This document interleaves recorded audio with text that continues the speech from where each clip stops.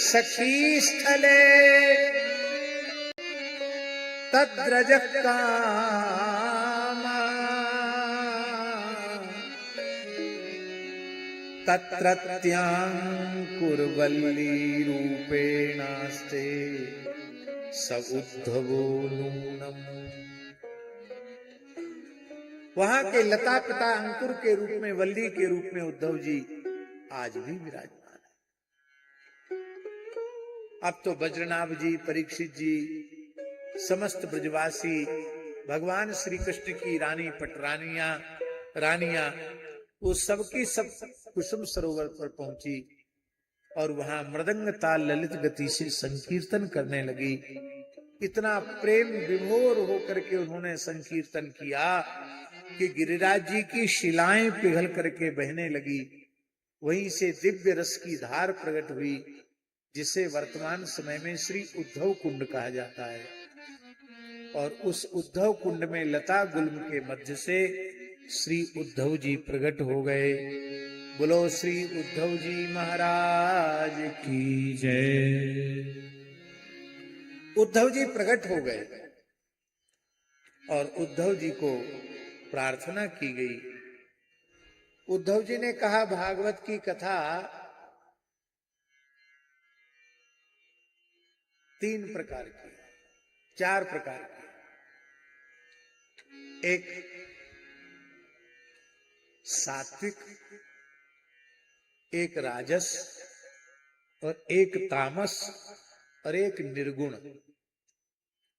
ये 4 प्रकार का श्रीमद् भागवत का पारायण है।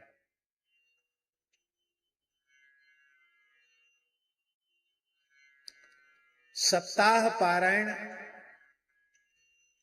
मासेन ऋतुना वापी, 1 महीने का पारायण अथवा 1 ऋतु, 2 महीने की 1 ऋतु होती है, 2 महीने का पारायण, वो सात्विक पारायण कहा गया।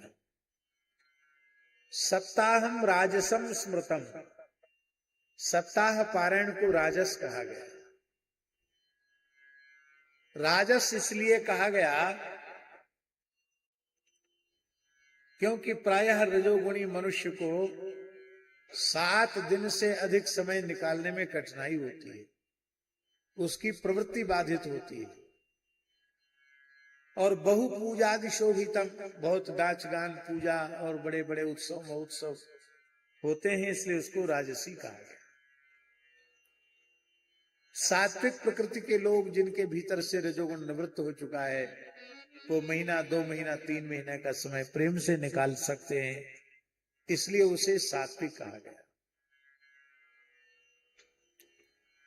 और जिसमें कोई क्रम न हो, कभी स्मृति कभी विस्मृति, कभी थोड़े दिन कथा हो गई फिर बंद हो गई, फिर शुरू हो गई फिर बंद हो गई, ऐसी कथा, अथवा ऐसी कथा कि एक प्रसंग से छलांग लगाई, 2-3 स्कंद लांग करके सीधे पहुंच गए कहीं से कहीं। ये इस प्रकार की जो कथा है, जो वर्ष तक लग जाए और कथा फिर भी पूरी न हो, उसे तामसी पारण कहा गया। किंतु सुखदेव जी ने जो परीक्षित को सुनाया, वो न सात्विक है, न राजस है, न तामस है, वो निर्गुण है। क्योंकि राजर्षि परीक्षित के चित्त से भी लौकिक पारलौकिक भोगों की इच्छा सर्वथा समाप्त हो चुकी है। केवल एक ही इच्छा उत्पन्न हो चुकी है कि हमें श्री कृष्ण के चरण कमल मिले, और कुछ भी चाह उनके चित्त में नहीं रह गई है। वक्ता भी कृष्णार्थी है और श्रोता भी कृष्णार्थी है, इसलिए उस सप्ताह पारण को 7 दिन का होने पर भी 7 निर्गुण पारायण।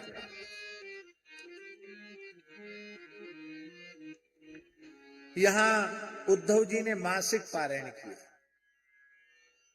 1 महीने में संपूर्ण कथा कही, और कथा का दिव्य प्रतिफल यह हुआ कि वज्रनाभ सहित भगवान श्री कृष्ण की 16,100 रानियों के सहित वहां जो लोग भी कथा श्रवण में विराजमान थे, सबका भगवान की नित्य लीला में प्रवेश हो गया। इसका तात्पर्य है नित्य गोलोक में भगवान की नित्य लीला में, नित्य विहार की लीला में यदि हम प्रवेश प्राप्त करना चाहते हो तो हमें श्रीमद् भागवत की मंगलमयी कथा का आश्रय लेना चाहिए। इस कथा में परीक्षित भी उपस्थित थे, पर संपूर्ण कथा में उपस्थित नहीं रह सके। थोड़े दिन रहने के पश्चात किसी विशेष परिस्थिति वसात, राजधर्म है ना, राजा का बहुत कर्तव्य होता है, इसलिए आप प्रजा पालन की सेवा में लगे हुए थे, आपको जाना पड़ा। पर मन में बड़ा पश्चाताप हो रहा था कि कथा छोड़कर हमको जाना पड़ेगा।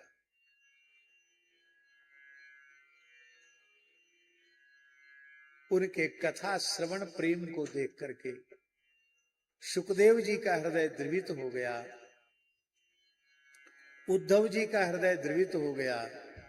और श्री उद्धव जी ने कहा कि हे राजन, तुम चिंता मत करो, नंद नंदन रूपस्तु श्री शुको भगवान ऋषि श्रीमद् भागवतम तुभ्यम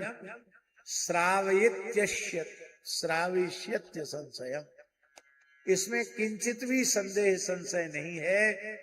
नंद नंदन श्री कृष्ण ही शुक रूप से प्रकट होकर के तुम्हें श्रीमद् भागवत की मंगलमयी कथा का श्रवण कराएंगे, तब तुम्हें नित्य श्री कृष्ण की लीला में प्रवेश प्राप्त होगा।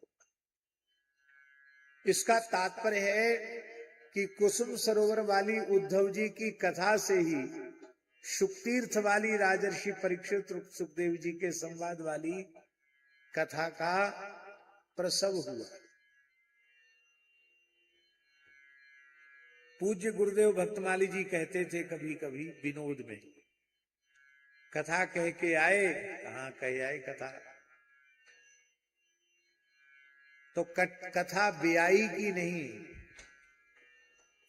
ब्याई माने कथा से कथा का प्रसव हुआ कि नहीं, कथा से कथा का प्रसव हुआ कि नहीं। कथा से कथा का प्रसव हो तो कथा उत्तम मानी जाएगी, महाराज जी कहते।